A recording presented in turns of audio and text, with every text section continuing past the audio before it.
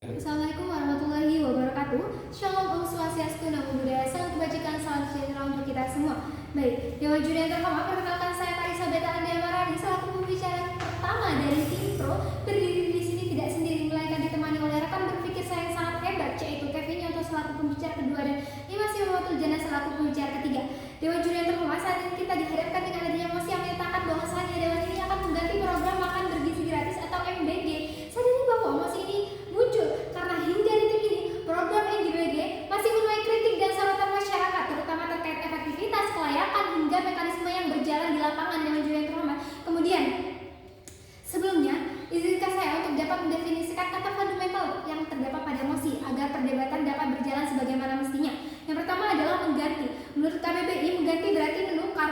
Seperti halnya menukar suatu kebijakan pemerintah yang dirasa lebih baik, lebih efektif, dan lebih memiliki jangka keberlanjutan yang panjang. Dewan Juri yang terhormat, kemudian MBG menurut sistem dan tata kelola Badan Gizi Nasional. Untuk program MBG merupakan salah satu langkah strategis Presiden Prabowo Subianto untuk membangun generasi sehat, cerdas, dan juga produktif guna membangun Indonesia emas pada tahun 2045, sekaligus membuka lapangan pekerjaan bagi para pengangguran yang ada di Indonesia. Dewan Juri yang terhormat, dengan menargetkan pemenuhan gizi bagi anak-anak dari balita hingga dari anak-anak bayi, bahkan kepada anak-anak yang sekolah dan ibu hamil, ibu menyusui, dan kelompok rentan. Dewan Juri yang terhormat, namun dampak pelaksanaannya program ini masih menuai adanya persoalan. Dewan Juri yang terhormat, sehingga perlu kami tegaskan sejak awal bahwa tim Pro ini tidak menolak adanya program yang pentingnya, program mengenai pentingnya pemenuhan gizi pada masyarakat. Tetapi di sini kami yakin bahwa program MBG dapat digantikan dengan kebijakan program yang lebih efektif dan lebih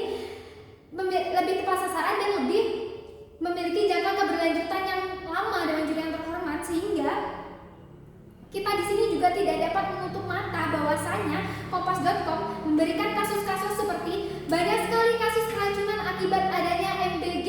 Ratusan siswa bahkan beberapa guru juga terjangkit karena adanya keracunan tersebut. Dewan Juri yang terhormat, bahkan Badan Gizi Nasional juga mengungkapkan banyak dapur MBG yang masih belum memenuhi standar sanitasi. Dewan Juri yang terhormat, kita perlu garis bawahi adanya sanitasi itu. Mereka saja belum mengakui adanya sanitasi, standar sanitasi yang baik.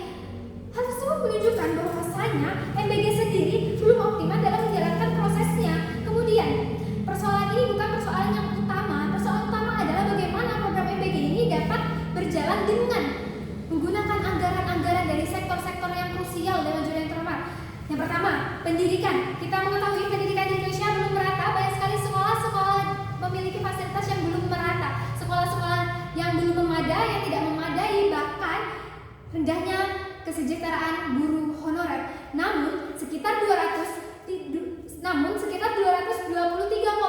triliun anggaran pendidikan justru dialihfungsikan kepada program MBG. Dewan Juri yang terhormat, sadari bahwa generasi unggul tidak hanya lahir dari adanya program bergizi ini, tetapi bagaimana mereka dapat mengalokasikan potensi mereka terhadap fasilitas yang memadai. Lantas bagaimana kualitas pendidikan dapat meningkat jika sarana pendukung pembelajaran saja tidak ada? Dewan Juri yang terhormat, kemudian dalam sektor kesehatan kita mengetahui di pelosok sana belum tentu ada puskesmas, belum tentu mereka memiliki kelayakan dalam fasilitas kesehatan, dan banyak sekali tenaga medis yang belum merata. Dewan Juri yang terhormat, namun fakta menunjukkan 19,6 triliun dari 105,7 triliun dana kesehatan dipotong demi adanya anggaran untuk program MBG itu sendiri. Dewan Juri yang terhormat, bagaimana mungkin negara menjadikan MBG sebagai prioritas utama sedangkan layanan kesehatan masyarakat belum memadai? Hal itu sama saja memaksakan program besar. Dewan Juri yang terhormat, karena apa yang krusial pada kelengkapan yang fasilitas harusnya mereka ada tetapi tidak ada, sehingga ini sama saja memaksakan program besar. Kemudian dalam sektor sosial saja DP 3 AKB dan dinas sosial dileburkan. Kita tahu di Jember juga dileburkan. Dewan Juri yang terhormat, karena adanya efisiensi. Kita tahu Jember memiliki tingkat pernikahan anak yang tinggi dan kemiskinan yang tinggi di antara kota-kota yang ada di Jawa Timur. Lantas mengapa ini terus dileburkan? Ini salah satu dampak dari adanya efisiensi. Hal tersebut terjadi di Kabupaten Jember dan pastinya akan mendapatkan dampak yang buruk untuk pengawasan lebih lanjut. Dewan Juri yang terhormat, kemudian dalam sektor pembangunan sendiri kita mengetahui banyak sekali 3.000 desa, 10.000 desa tertinggal, namun nyatanya masih saja dipotong. Dewan Juri yang terhormat, untuk adanya program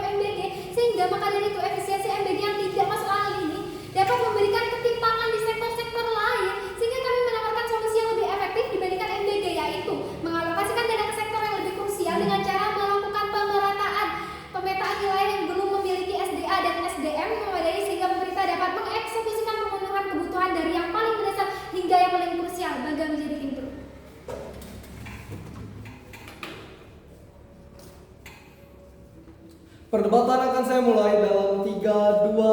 Assalamualaikum warahmatullahi wabarakatuh. Dewan juri yang terhormat, sebagai pembicara kedua, saya akan memperkuat bukti bahwa makan bergizi gratis tidak hanya gagal mencapai tujuannya, tetapi justru menciptakan banyak masalah baru. Dan seandainya tim kontra mengatakan MBG terbukti berhasil mengurangi stunting dan meningkatkan gizi anak, data menunjukkan 56 juta penerima manfaat sudah terlayani.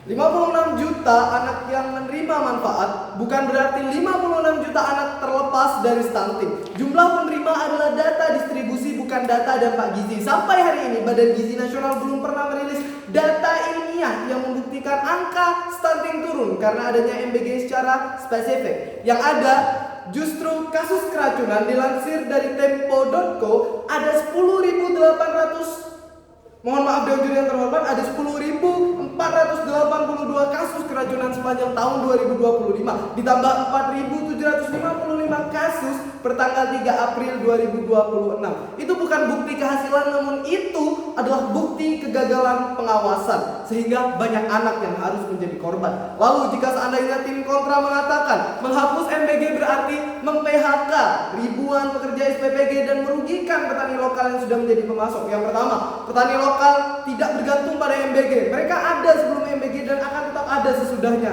Yang kedua, kalau alasan mempertahankan program adalah karena sudah ada yang bekerja di sana, maka tidak ada satupun kebijakan buruk yang bisa dihapus, karena selalu ada yang menyatukan hidup padanya. Solusinya adalah transisi yang bertahap, bukan mempertahankan sistem yang salah selamanya.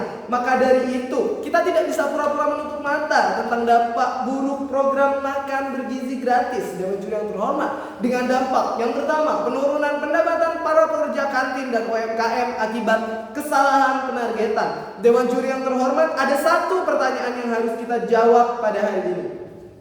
Apakah sebuah program layak disebut berhasil jika ia memberi makan anak-anak dengan satu tangan, namun merampas nafkah orang tua mereka dengan tangan lainnya? Itulah MBG, program yang membangun perut tetapi menghancurkan masyarakat. Menurut APKSI atau Asosiasi Pedagang Kantin Seluruh Indonesia pada tahun 2026, beberapa kantin omsetnya turun hingga 70%, bahkan ada yang terpaksa mengurangi menu atau bahkan menutup kantinnya. Sehingga perlu adanya suatu kebijakan penargetan yang spesifik supaya pendapatan para pekerja kantin dan UMKM di sekitar sekolah tidak turun drastis. Lalu yang kedua, kesalahan sistem kelola dan pengawasan. Dewan Juri yang terhormat, program makan bergizi gratis seharusnya menjadi solusi kesehatan anak-anak, bukan justru menimbulkan masalah-masalah baru. Namun kenyataannya pelaksanaan MBG masih menghadapi banyak kelemahan tata kelola, mulai dari distribusi yang tidak tepat, menu yang tidak konsisten, hingga kasus keracunan. Seperti pada kasus keracunan MBG yang dialami oleh siswa Sekolah Dasar Cakung Timur 1 dan beberapa sekolah dasar lainnya. Pada tanggal 8 Mei 2026 yang saya lansir dari Kompas ID, terdapat 252 murid sekolah dasar yang keracunan akibat MBG karena terjadinya kontaminasi oleh bakteri E. coli atau Salmonella pada MBG di hari itu. Dari sini kita bisa melihat status quo masih menyatakan penurunan pendapatan drastis di bidang ekonomi mikro sekitar sekolah, serta pemerintah masih mementingkan kuantitas daripada kualitas.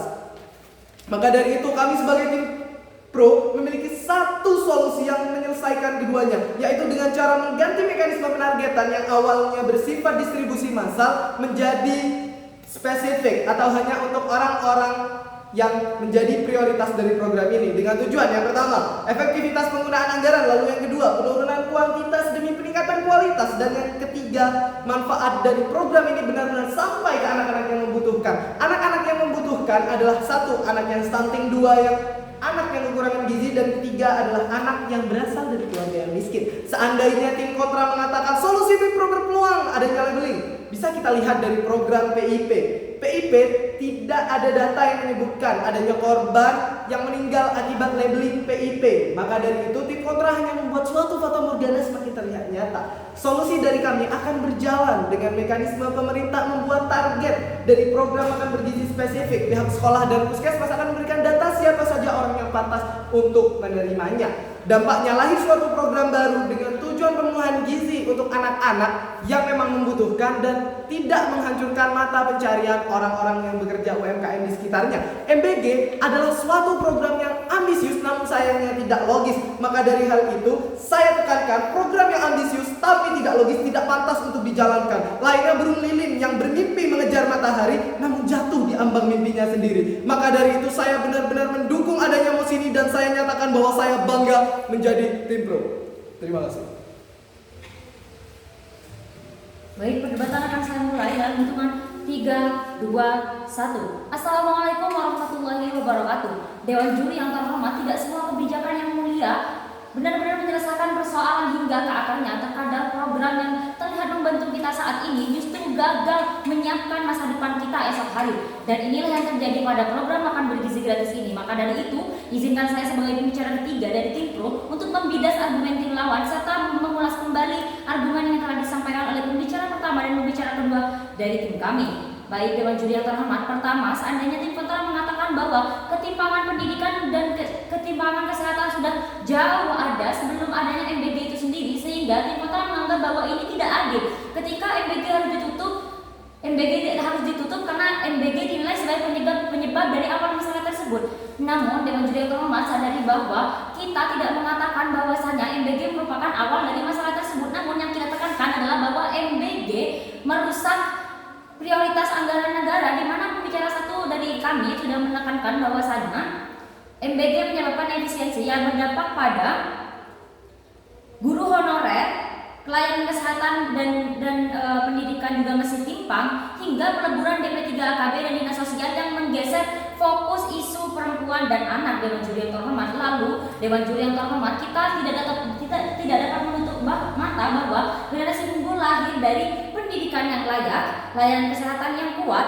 dan pembangunan sosial yang merata. Maka solusi yang kami tawarkan adalah di mana pemerintah harus mengalokasikan dana yang berlebih-lebihan tadi untuk sesuatu yang lebih penting, seperti contohnya peningkatan kualitas guru, penguatan layanan kesehatan, serta pembangunan sosial yang merata. Dewan Juri yang terhormat. Kemudian kedua, Dewan Juri yang terhormat, seandainya tim kontra mengatakan bahwa semua program besar pasti memiliki resiko penyimpangan sehingga program memiliki waktu untuk memperbaiki sistemnya. Namun tim kontra tidak menyadari bahwa program yang terlalu besar dan kompleks maka resiko penyimpangannya juga semakin tinggi. Dewan Juri yang terhormat, dan pembicara kedua dari tim kami sudah mengatakan bahwa dalam MBG sendiri itu pengawasannya masih tidak terlalu ketat sehingga menyebabkan keracunan di beberapa daerah akibat standar higienis yang tidak merata. Dewan Juri yang terhormat, dan tim kontra masih bersikeras bahwa ini merupakan kesalahan mekanismenya dan masih bisa diperbaiki. Dewan Juri yang terhormat, padahal jelas persoalannya bukan lagi sekedar teknis pelaksanaannya, tetapi memang desain programnya yang terlalu kompleks sehingga tidak memungkinkan pengawasan yang efisien. Pertanyaannya, Dewan Juri yang terhormat, jika pengawasannya saja masih belum siap, bagaimana program ini akan dilanjut untuk dilakukan dalam skala besar, skala nasional dengan anggaran yang begitu besar? Dewan Juri yang terhormat, maka berdasarkan masalah tersebut kami menawarkan solusi, yakni pemerintah harus menargetkan kembali kelayakan penerima program sehingga program akan lebih terfokus, karena program yang akan lebih terfokus akan lebih tepat sasaran, lebih mudah awasi, lebih efisien, serta lebih efektif dalam menyelesaikan akar masalah. Dewan Juri yang terhormat. Ketiga, Dewan Juri yang terhormat, seandainya tim kontra mengatakan bahwa anggaran sudah keluar dan infrastruktur sudah dibangun untuk menjalankan adanya program MBG ini, sehingga negara akan dirugikan ketika MBG tersebut diberhentikan. Namun sayangnya tim kontra berangkat dari asumsi yang keliru. Bayangkan saja jika logika tim kontra digunakan, Dewan Juri yang terhormat, maka seolah-olah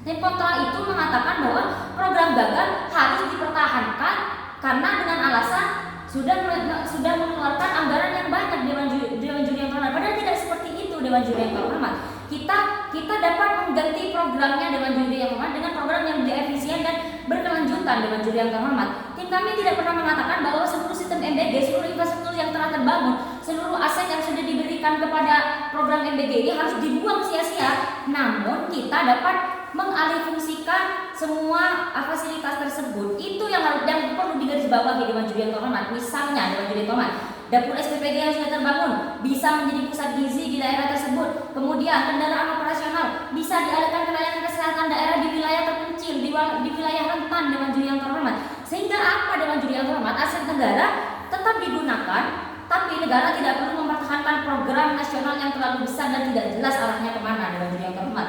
Karena bantuan yang terlalu luas cakupannya justru membuat anggaran negara tidak fokus, sedangkan bantuan yang terarah kepada kelompok rentan akan lebih tepat sasaran, lebih efisien, serta lebih berdampak Dewan Juri yang terhormat. Maka Dewan Juri yang terhormat kami menekankan bahwa kami tidak menolak tujuan pentingnya pemenuhan gizi masyarakat. Yang kami tolak adalah program MBG itu sendiri yang terlalu konsumtif, terlalu kompleks, terlalu luas dan memakan anggaran yang banyak sehingga menggeser fokus pembangunan nasional yang lain. Maka dari itu kami menawarkan solusi dengan menawarkan dua solusi. Yang pertama, pemerintah harus mengalokasi dana terhadap kebutuhan yang lebih krusial dengan pemetaan wilayah kurang dari segi SDM dan SDA, dan yang kedua, penargetan ulang yang tepat kepada anak yang membutuhkan.